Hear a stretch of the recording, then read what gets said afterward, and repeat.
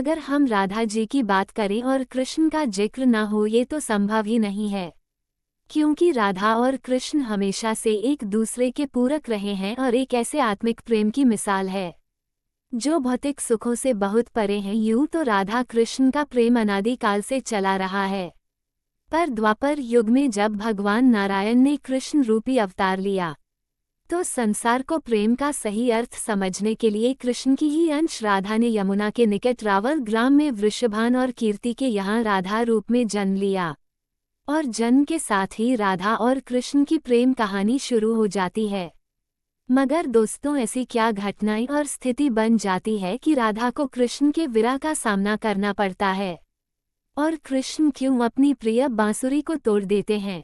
इन सब सवालों के जवाब हम इस वीडियो में जानेंगे। दोस्तों, कहा जाता है कि राधा जन्म से अंधी थी और स्वर्गलोक से यह वचन लेकर ही पृथ्वी लोक आई थी कि जब श्री कृष्ण की प्रथम दृष्टि उन पर पड़ेगी तभी वो संपूर्ण जगत को देखेंगे, अन्यथा नहीं देखेगी। आपस में कैसे शुरुआत से ही दोनों एक दूसरे से जुड़े रहे हैं। बचपन से ही कृष्ण अपनी लीलाओं और बांसुरी की मधुर धुन से पूरे बरसाना को मनमोहित करते रहते हैं, और राधा और कृष्ण तो 8 साल की उम्र से ही अपने प्रेम का आनंद लेने लगे थे।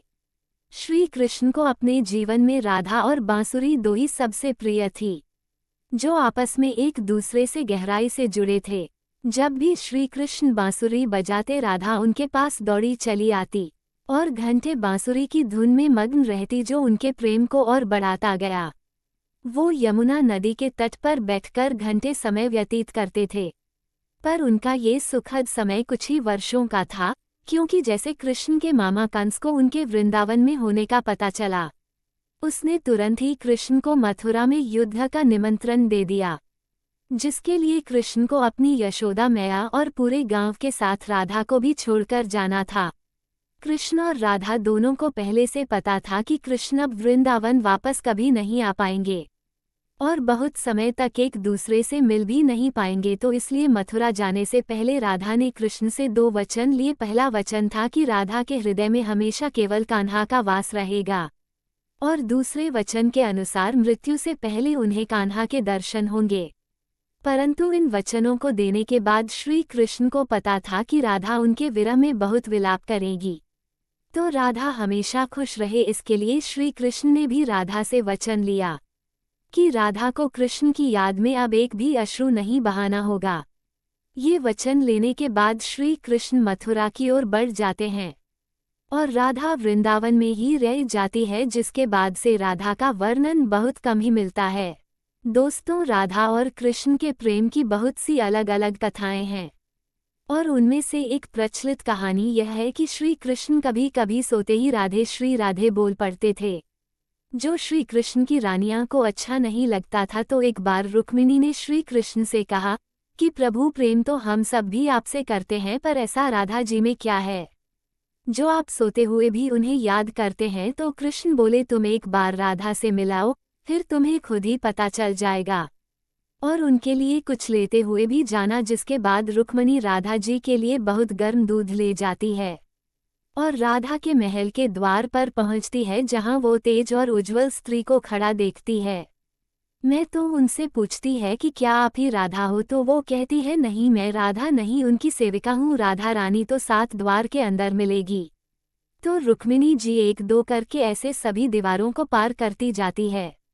दोस्तों, जब वो राधा रानी के कक्ष में पहुंचती है तो उन्हें पता चलता है कि राधा कई रातों से कृष्ण नाम जपते हुए जगती रही है और अभी ही उन्हें निद्रा आई है। रुक्मिणी राधा की सखियों से कृष्ण द्वारा मिलने के लिए कहने के बारे में बताती है, तो उतने में ही राधा उठ जाती है और कहती है कि कृष्ण ने आज मुझसे मिलने के लिए किसी को भेजा है।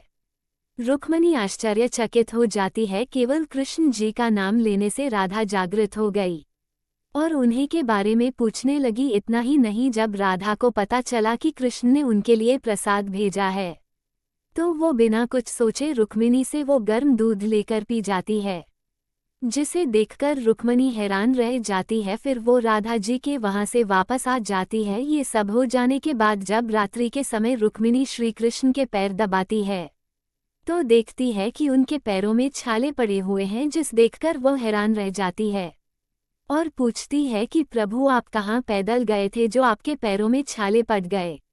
तीसरी कृष्ण बोले आपने गलती से राधा जी को गर्म दूध पिलाया था जो राधा एक ही बार में पी गई थी, जिससे उनके हृदय में छाले पड़ गए हैं और उनके हृदय में हमेशा मेरे चरण कमल विराजमान रहते हैं, जिससे मेरे पैरों में भी छाले पड़ गए। तब फिर रुक्मिणी को राधा और कृष्ण के प्रेम की पराकाष्ठा का पता चलता है कि प्रेम शरीर से नहीं आत्मा से होता है, जो हमेशा राधा के हृदय में कृष्ण के चरण कमल के रूप में विराजमान रहता है। एक कथा में आता है कि ब्रह्मा जी ने पृथ्वी लोक आकर वृंदावन में पहले राधा और कृष्ण का विवाह करवाया था, पर इसके बारे में ज्यादा जानकारी नहीं है। राधा भी वृंदावन में कृष्ण की भक्ति के साथ अपना जीवन व्यतीत करने लगती है और कहा जाता है कि यादव पुत्र अभिमन्यु या आयन से उनका विवाह भी हो जाता है। पर अभिमन्यु को महर्षि दधीची का श्राप था कि अगर वो राधा को छुएगा तो भस्म हो जाएगा। इस प्रकार राधा विवाह के पश्चात भी कृष्ण के प्रेम से स्वतंत्रता पूर्वक जुड़ी रहती है। बहुत वर्षों बाद जब राधा अपना वैवाहिक जीवन बहुत अच्छे से निभा लेती है, वो समस्त जिम्मेदारियां से मुक्त हो जाती है, तो फिर वो कृष्ण के पास द्वारका आती है। द्वारका पहुंचने के पश्चात राधा और कृष्ण आपस में मौन रहते हुए मन की अभिव्यक्तियों से घंटे एक दूसरे से बातें करते रहे। कृष्ण के अलावा द्वारका में राधा को कोई पहचान भी नहीं पाया। फिर राधा कृष्ण के महल में निवास करने लगी और कृष्ण ने भी उन्हें महल में देविका के रूप में नियुक्त किया, जिससे राधा महल में काम करने के साथ साथ समय मिलने पर कृष्ण की भक्ति और उनसे प्रेमपूर्वक बातें कर सकती थी।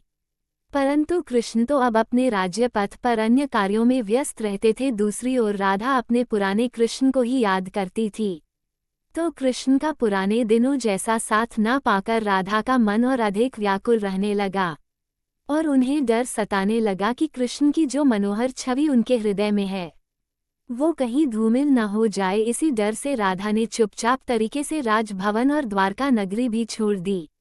जिसके बाद ऐसे ही कुछ समय और बिताने के बाद जब राधा का अंतिम समय पास आने लगा, तब उन्होंने कृष्ण का स्मरण कर उन्हें अपने वचन की याद दिलाई। राधा के स्मरण करते ही कृष्ण वहां दौड़े दौड़े चले आए, परंतु राधा की अत्यंत दुखदायक स्थिति देखकर वह अत्यधिक भावुक हो गए और उन्होंने राधा से अंतिम समय में कुछ मांगने को कहा, जिस पर राधा ने उनके सामने एक ही इच्छा प्रकट की थी कि वो अपने जीवन के अंतिम चरणों में कृष्ण का वही रूप देखना चाहती है जैसा वो वृंदावन में देखा करती थी, तो उन्हें वही बांसुरी की मीठी धुन बजाते हुए सुनना चाहती है। दोस्तों, राधा का बस इतना कहना था कि कृष्ण ने अपनी बांसुरी उठाए और वही मीठी धुन बजाने लगे और बांसुरी बजाते हुए कृष्ण और उनकी धुन सुनती राधा दोनों के ही आंखों से प्रेम के आंसू की धारा बह रही थी। इतना ही नहीं, बांसुरी की मीठी धुन सुनते सुनते ही माता राधा ने उनके सामने प्राण त्याग दिए, जिसके बाद उनकी मृत्यु से कृष्ण इतने विचलित हो गए थे कि उन्होंने अपनी प्रिया बांसुरी को वहीं तोड़कर फेंक दिया था। तो ऐसे राधा की मृत्यु के साथ ही कृष्ण ने बांसुरी से भी हमेशा के लिए मुख मोड़ लिया, क्योंकि बांसुरी और राधा का एक अद्भुत रिश्ता था। इसलिए राधा की मृत्यु के पश्चात कृष्ण ने अपने शेष जीवन में बांसुरी तो क्या किसी अन्य वाद्य यंत्र को हाथ भी नहीं लगाया।